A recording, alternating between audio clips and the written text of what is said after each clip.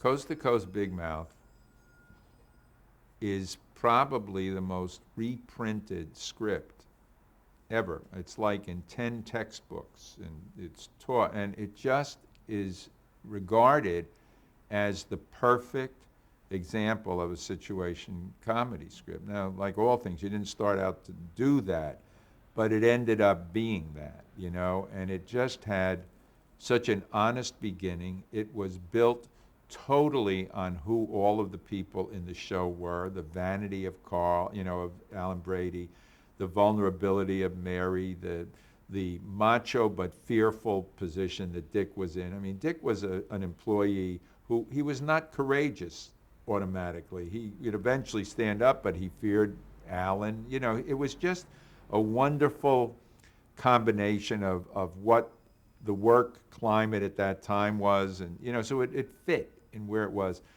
But, of course, the classic scene in it, and it's Mary and Carl, when Carl has the toupees all lined up in front of him. There she is, fellas, the little lady who put you out of business.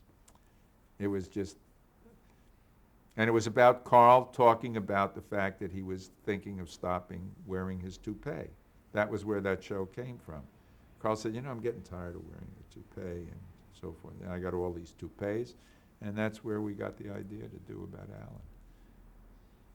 It's funny, there was another show, we were nominated, and we won an Emmy for that show, but we were nominated for another show at the same time. So in that Emmy year, it was a Get Smart with Mel Brooks and Buck Henry, and it was 2 Van Dyke shows that Sam and I had written.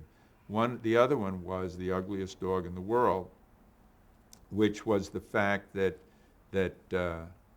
they had used a dog on a sketch, and they went to the pound and they just found the ugliest dog they could find. And then the show was over, it worked great, and Dick was alone in the office with this dog. And no one had ever given a thought of what was going to happen to the dog. And so Dick took him home, and they didn't know what to do with him. They didn't want him, but they couldn't abandon him. They felt terrible, so they decided to give him a makeover.